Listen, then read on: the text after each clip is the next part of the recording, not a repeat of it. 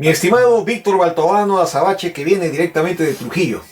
Así es. Nuestro flamante visitante está aquí presente, nada menos que para comentar su reciente publicación, Desarrollo Humano y Educación. Un texto muy esperado que ha tenido una larga preparación. Quiero que nos cuentes cómo se gesta este proyecto editorial. En primer lugar, vamos haciendo varios procesos de investigación de nuestras áreas y también del conjunto de la vida de nuestros pueblos. Y entonces había hecho ya la filosofía de la ciencia para la conformación de nuevos conocimientos. También había escrito el libro de filosofía conformacional, entrando a la especialización, ¿no?, más aguda de la filosofía. Pero luego, decía, había la necesidad de aplicarla a otros aspectos de la vida, como es el desarrollo humano y también la educación. Y entonces estaba en ese proyecto y también contigo comenté algo de eso y había ya señalado algo del nombre y te pareció excelente el que hablara del desarrollo humano y educación. Eso me definió con más gusto a entrar a hacer el escrito completo de esta temática. Claro, es un libro que está desarrollado en 7 capítulos, muy pormenorizado y detallado. Usted es creador de la llamada filosofía conformacional, que es la que da un perfil a todo su pensamiento. Y aquí ingresa plenamente al terreno pedagógico, educativo, metodológico, para recomendar un camino, una senda para la educación en el Perú. Y así se llama su primer capítulo: la conformación y desarrollo de los seres humanos y su reproducción con la educación. ¿Nos puede decir en síntesis el meollo de este capítulo? Bien, en primer lugar, lo que consolida mi preocupación es esta situación de el desarrollo de los pueblos que han llegado al capitalismo muy desarrollado en los pueblos de Europa y en determinados países que van a convertirse en los países de la globalización, pero que los elementos en que se expresa esta globalización es, por un lado, el de hacer la guerra para convertirse en los países más poderosos y que pudieran imponerse ante todos los demás. Y entonces la globalización es eso, el de convertirse en los pueblos que conducen la vida económica, la vida política, la vida cultural, la educación y todo el devenir histórico de los pueblos en general y particularmente de los pueblos que no tienen un desarrollo tecnológico avanzado, que no tienen un desarrollo económico que les permita tener una vida que resuelva su problemática y sus necesidades.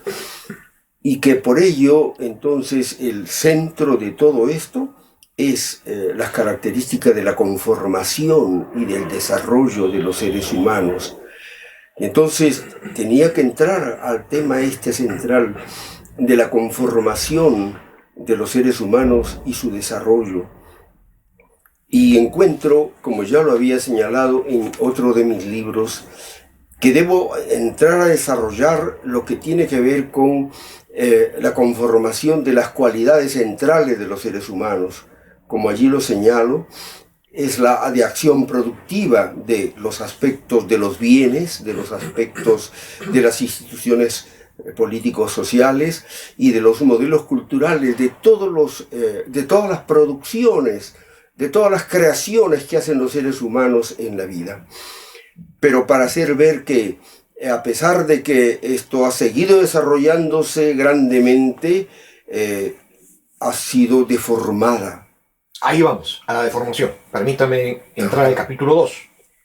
Usted titula el capítulo 2 El desarrollo técnico impuesto por gobernantes que generaron países ricos y pobres. La educación los reprodujo. ¿Quiere decir esto que la educación técnica ha estado guiada por este tipo de gobernantes de mentalidad colonial que son responsables de esta división entre ricos y pobres en el planeta? Así es. Pero para que se entienda mejor esto, hago una pequeña síntesis del anterior capítulo haciendo ver de que cuando los seres humanos en su proceso de conformación llegaron a tener cualidades y capacidades productivas y llegaron a producir el excedente, entonces ocurrió que los jefes, particularmente los patriarcas y después los reyes, se apropiaron del excedente que producían la familia comunal, y al apropiárselo convirtieron a los trabajadores en esclavos. Como hoy lo hacen los Bill Gates y compañía y el imperialismo mundial. Así es.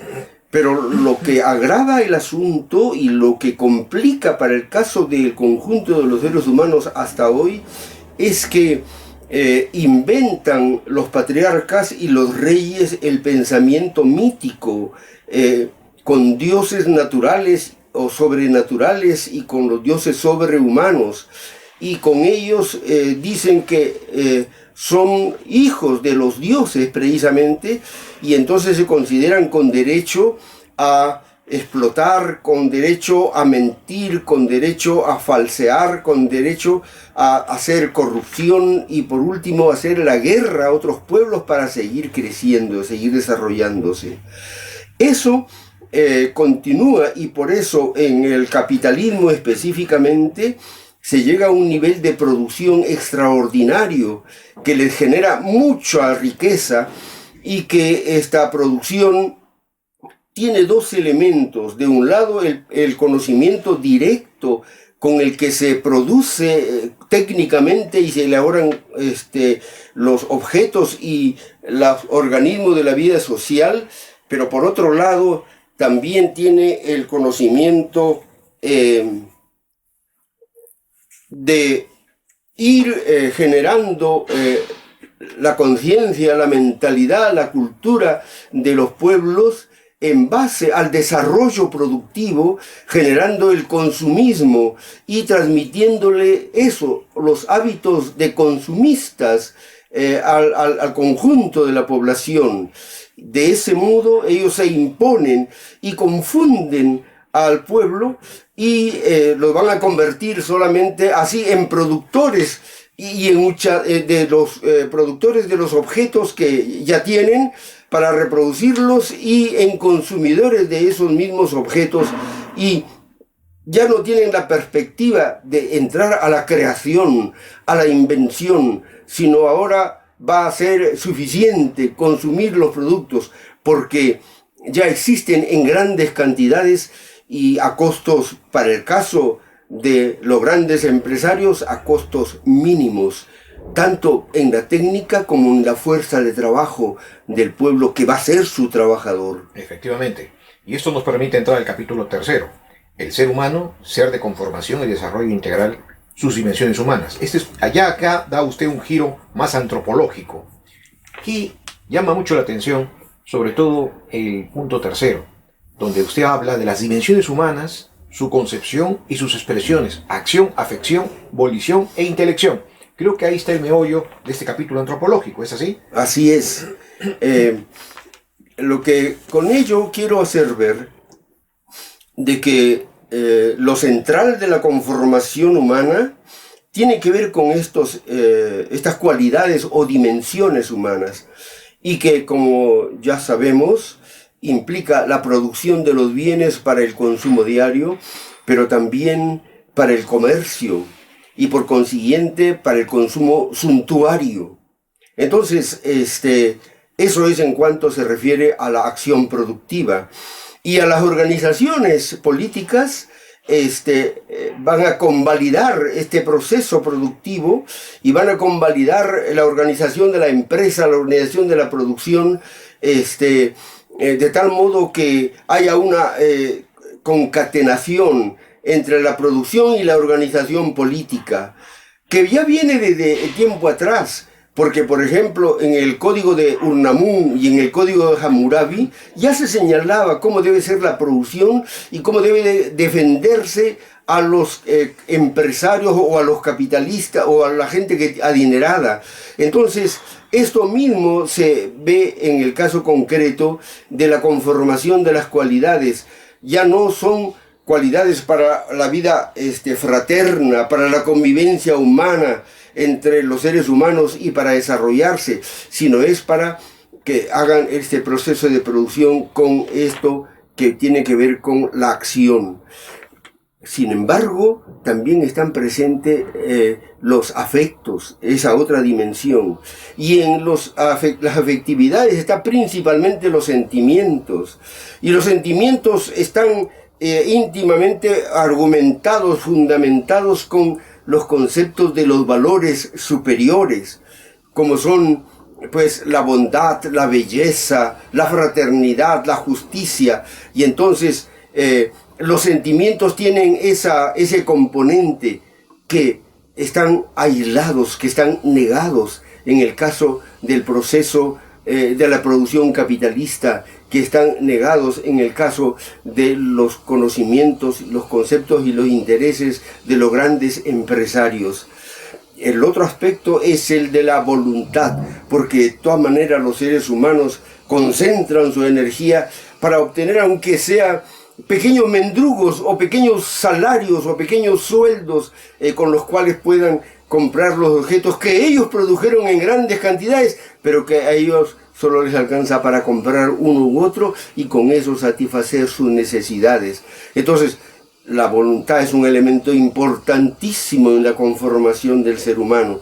Y en el caso de los conocimientos, ya decíamos que para poder hacer una mayor producción se requiere mejores conocimientos técnicos, y de eso los ricos, los reyes se dieron cuenta y apoyaron la producción de los conocimientos técnicos directos de la producción de objetos para tener más riqueza.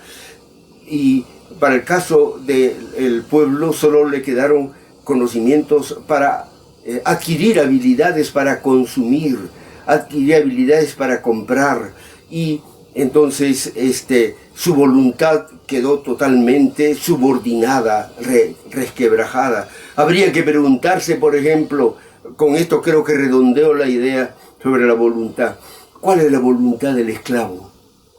En los viejos tiempos del esclavismo, desde allí sale el asunto. El esclavo no tiene mayor voluntad porque él no es dueño de sí mismo, sino es propiedad privada de los ricos, de las clases dominantes. Entonces, por eso la voluntad no se la deja desarrollarse con libertad, sino la voluntad es constreñida también, aunque sea de trabajar para obtener mínimos recursos para vivir. Y finalmente los intelectos, ya decíamos que tiene que ver con esta producción, pero al mismo tiempo incorporado allí los conocimientos míticos y incorporado los conocimientos según los intereses de los ricos en todas las etapas históricas, ha hecho de que vivan en una confusión. Este pueblo vive en una confusión que no le va a permitir ser un inventor, no le va a permitir ser un creador, y va a tener que subordinarse al pensamiento, a los conocimientos que crearon los sectores ricos y los sectores dominantes hasta en esa etapa. Sí, es por ello que en el capítulo 4, que se llama Desarrollo Humano Integral, Nuevo Horizonte de la Vida de los Pueblos, Base para una Nueva Educación, en el acápite sexto, termina con una pregunta: ¿cómo realizar la conformación de los seres humanos con la educación? ¿Cómo? Claro, pero como había señalado, el tema de el desarrollo humano, quiero hacer ver de que los intelectuales, que también han sido incluso intelectuales de los sectores dominantes, se percatan que esta explotación, esta pobreza, esta falta de técnica de algunos pueblos o de la mayoría de los trabajadores del mundo es el de una situación realmente muy deprimente. Entonces ellos comienzan, incluso estos intelectuales, como por ejemplo Amartya Sen, que llegó a ser gerente del Fondo Monetario Internacional, ellos se dan cuenta de que habría que comenzar a liberar, a buscar campos en donde pudiera hacerse un proceso humano por lo menos llevadero, adecuado. Entonces él plantea que hay la necesidad de establecer el desarrollo humano, y por eso escribe varios escritos, varios libros sobre el desarrollo humano. Y en esos escritos él está señalando que con toda la situación de la gran técnica, de la gran ciencia, de la gran riqueza de los países dominantes, también debe pensarse en el desarrollo humano, y entonces deben pensarse en que hay que darle elementos técnicos para los países de los pueblos pobres, de los países atrasados, de los países sin tecnología, para que puedan tener una vida más o menos llevadera. Y por eso él propone su concepción del desarrollo humano, y dice que hay que atenderlos en la educación, en la medicina, en la técnica, en la educación. Todo eso efectivamente ya son elementos importantes. Y los organismos internacionales recogen la preocupación de estos investigadores, ¿no?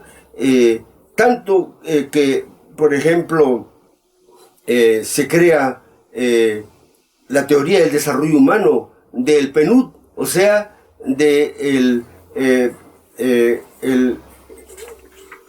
famoso, ¿cómo se llama?, proyecto mundial acerca de el desarrollo humano.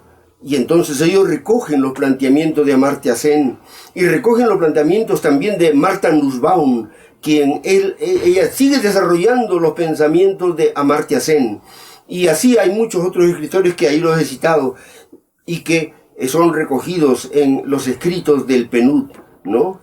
Claro. Y sin embargo, esos escritos solo refieren al asunto de cómo es que deben tener estos elementos técnicos para vivir, esta organización política para vivir. Pero el tema no está allí en el desarrollo humano. El tema central del desarrollo humano es que el ser humano tenga, todos los seres humanos, todos los trabajadores de los pueblos tengan cualidades y capacidades de acción productiva, creadora, que tengan cualidades de afectividades y valores de manera libre y de manera fraterna, que tengan una voluntad para ser exitosos, pero sin estar sometidos ni subordinados a los objetivos de los sectores dominantes, y que tengan un pensamiento creador, que tengan un pensamiento inventor, y que creen una nueva vida, que vayan creando incluso una nueva economía, una nueva política, una nueva cultura. Eso es lo que corresponde, y eso es lo que yo planteo en mi teoría del desarrollo humano. Todo eso tiene que ver, ahora sí recogida en tu pregunta, ¿cómo hacer? Y entonces, lo que yo planteo como elementos teóricos básicos primero, es que la educación tiene que tener en cuenta la formación de estas cualidades centrales del ser humano, es decir, su actividad productiva para que sea creadora, es decir, su cualidad de afectividades con valores superiores, su voluntad con desarrollo exitoso, solidario, y sus conocimientos creativos para crear nuevos modelos de vida. Eso tiene que hacerse con la educación. ¿Cómo hacerlo? la otra idea general que podría señalar ahora es que esto va a ocurrir cuando al interno de la actividad educativa se dinamicen estas cualidades. Entonces ya no va a haber solamente conceptos globales de información, de historia, de matemática, de física, de química, de biología, del arte, y que con esta información global el ser humano ya llega a ser educado y debe ser formado. Así no ocurre el proceso. El proceso es en la vida práctica, que en los procesos, en las vivencias y en el desarrollo de las acciones de los mismos jóvenes, de los mismos niños, y entonces allí va a formarse su capacidad productiva, su afectividad, de fraternidad, su voluntad de ser exitoso y sus intelectos inventivos. La educación tiene que dinamizar estas 4 dimensiones. Si no dinamiza estas 4 dimensiones, no va a haber un nuevo ser humano en nuestros pueblos. Efectivamente, usted con esta extensa respuesta prácticamente nos ha dado el camino que se busca en el capítulo 5, 6 y 7 sobre el modelo, la concepción de educación y también sobre el grado de desarrollo humano. Esto nos lleva entonces a una pregunta que tiene que ver con la concepción general de su planteamiento. No es que usted está repitiendo la propuesta de Amartya Sen sobre el desarrollo humano, sino que usted lo está precisando. ¿Es así como debemos entender este libro? Bueno, no hay problema, pero yo agregaría que estoy entrando a hacer un enfoque que desarrolla la conformación y el desarrollo humano. No que señala solo que se debe tener en cuenta eso, no, sino que se forme y se desarrolle en los seres humanos.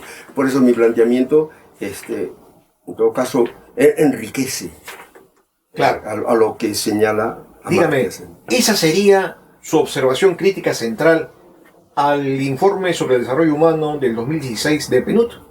Es mucho más, porque ya en los planteamientos de Amartya Sen, como en la de Martha Nussbaum, allí ya se hace un desmenuzamiento de lo que implica el que el ser humano tenga una buena educación, de que tenga una buena salud, de que tenga viviendas con desarrollo técnico y que tenga también un conocimiento creador. Ya ellos están trabajando de manera aguda sobre estos aspectos. ¿Y cuál sería la diferencia principal entre su propuesta y la de Martha Nussbaum? Ya, es que yo veo que Martha Nussbaum, en la mayor parte de sus aspectos, que recoge a Amartya Sen, hace una confusión, o en todo caso un reduccionismo de lo que es ese desarrollo humano, porque ella llega en última instancia a hablar de 10 competencias, pero el problema no es la formación de competencias, el problema es la formación de cualidades humanas. Y las cualidades humanas son mucho más que las competencias. Las competencias solo son un elemento de las cualidades humanas. Y esas competencias para ellas son efectivamente las capacidades. Y las capacidades solo son algunos aspectos del conjunto o de cada una de las cualidades humanas. Claro. Entonces hay una distancia teorética y propositiva bastante precisa con los planteamientos de Amartya Sen y de Martha Nussbaum. ¿Es así? Y si es así, entonces, ¿cómo usted sintetizaría la novedad de su planteamiento? La novedad de mi planteamiento está en que yo, habiendo estudiado el desarrollo histórico de los seres humanos y habiendo asimilado el pensamiento de los creadores y de los sistematizadores del conocimiento desde Grecia, y el planteamiento de todos los filósofos creadores que están buscando de que haya un conocimiento, hay que usar un conocimiento para impulsar el desarrollo de la vida buena. Pero para impulsar el desarrollo de la vida buena hay que conformar las cualidades humanas en todos sus componentes, todas sus variables. Y solo de ese modo es que cada uno de nuestros hijos, cada uno de nuestros niños, nuestros jóvenes y más tarde los adultos van a tener todas las cualidades humanas que les permita ser seres humanos creadores de una nueva vida, de un nuevo país, de un nuevo pueblo. Bueno, felicitaciones por esta propuesta integral del desarrollo humano que usted hace presente en este importante libro y bastante extenso. Y nos permitimos hacerle la pregunta final. Después de este planteamiento pedagógico, ¿qué tiene planeado en su producción intelectual? Ya. Para que tenga la posibilidad de ser mejor entendido y para que puedan sentirse confiados en que leyendo el pensamiento, los conocimientos que plantea Víctor Baltodano puedan servir y puedan ser útiles, ¿no? Y tengan la confianza de que al leer mis planteamientos, entonces digan, también podemos usar, o me gustaría desarrollar y mejorar hasta el pensamiento de Víctor Baltodano. Y para eso es que ahora estoy estableciendo algunas explicaciones complementarias o ampliadas de la filosofía conformacional. Entonces, encontrándolo que ya en los pensadores creadores están las ideas de la conformación humana que yo estoy planteando. Ya en Aristóteles está, en la metafísica, en la política, en el Tratado del Alma, en los escritos de lógica, ¿no? Está ya la teoría conformacional, no sustentada por él, pero sí incluida y usada en la formulación de cada uno de sus conceptos. Por ejemplo, en el de naturaleza, está que la naturaleza es centralmente generacional, generadora. O sea, no hay una naturaleza ya existente, ya dada, no, sino la naturaleza es un circuito, un campo generacional, porque él parte también de la idea de que la llamada primera materia es indeterminada. Asume el pensamiento de Anaximandro y comienza a desarrollarlo y comienza a hacer la sistematización en base a ese pensamiento de determinar lo indeterminado que el ser humano ya hizo y que él lo recoge y lo sintetiza y lo formula al mundo. Entonces, eso es lo que ahora estoy haciendo. También lo encuentro en los biólogos. Por ejemplo, Rupert Sheldrake dice muy claramente que hay que centrarnos en el concepto de la formación.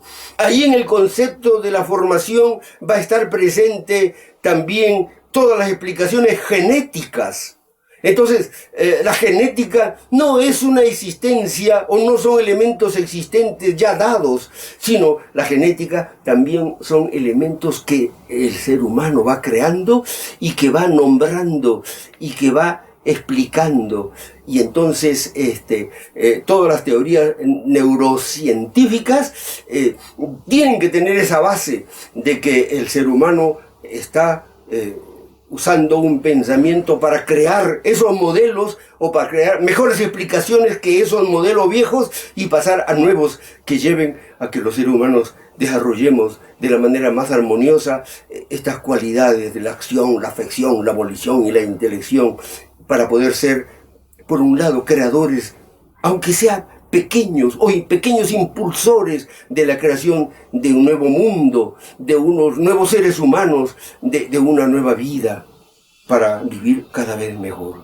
Bueno, no tan pequeño, porque usted ya es fundador de una filosofía propia, y eso es bastante meritorio en el Perú.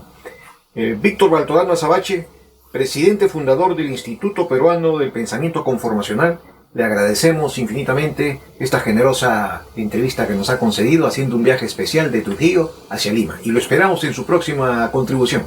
Muchas gracias. Gracias, mi estimado Gustavo, por haberme dado la oportunidad de estar con ustedes.